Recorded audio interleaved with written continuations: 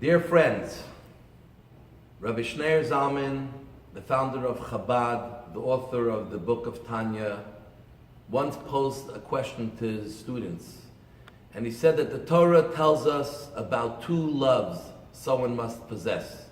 One is a love to Hashem.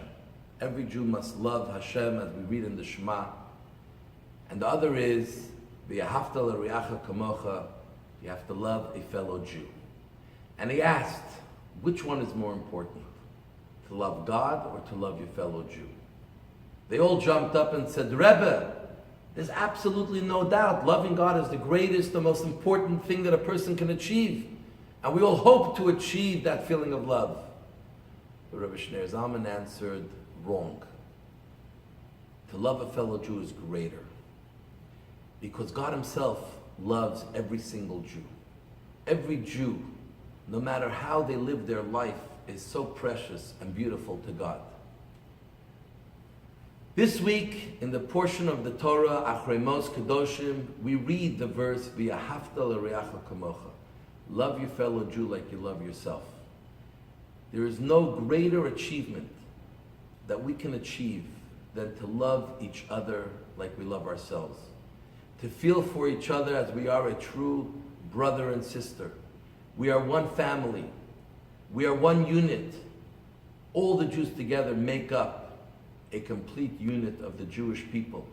If there's only one Jew missing from the picture, it's not complete. Just like a Torah which has hundreds of thousands of letters, if there's one letter that's not complete, the entire Torah cannot be read from. Everyone plays an equal role in making the Torah kosher. Every Jew helps make the Jewish people. And this is something which we can never do enough of. We have to learn how to love each other, how to treat each other with respect, how to care for each other and overlook the other one's inequities, just like we overlook our inequities.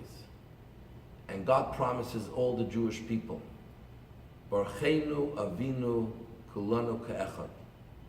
We pray to God, and God says, when the Jewish people are one and they love each other equally, then I will give all the blessings. Just like a bowl, if there's a crack in the bowl, whatever you pour in will ultimately seep out. When there's a crack amongst the Jewish people, we're not in unity, the blessings will seep out. They will go elsewhere. But when the bowl is complete, when the Jewish people are tight together, then it will be full and our blessings will be full. There are many things we experience, challenges personally, collectively, in our holy land, Israel. The greatest way we fight those is to love a fellow Jew. And this is what Hillel, the famous sage, told the potential convert who approached him and said, Hillel, I want to convert while standing on one foot. He wasn't mocking Judaism. He had already studied Judaism. He knew the laws. But he said, what does Judaism really want us to achieve? Why do we have so many mitzvahs, commandments? What does God want? And Hillel said, don't do unto others what you don't want done unto yourself. This is the bottom line of the Torah. To reach a level where you can love your fellow Jew the same way you love yourself, this takes a lot of effort. It doesn't happen on its own, but we can all achieve it. And just to end off with the story of a fellow from Curacao who had been reached by the Rebbe's shluchim emissaries when he was a young boy and brought to a life of observance. And in one of his letters to the Rebbe as an adult, he signed the letter and he said, this is Mr. So-and-so, a small Jew from Curacao. And when the Rebbe responded to him, he crossed out small and he said, there is no such a thing as a small Jew. Every one of us is large, is big, is important, and we cannot be complete unless we love each other across the sea, from one continent to another, but more important, the Jews that we know, and we know their faults, and we know some of their inequities, but yet we still love them because we are one mishpacha, one family, we're one unit.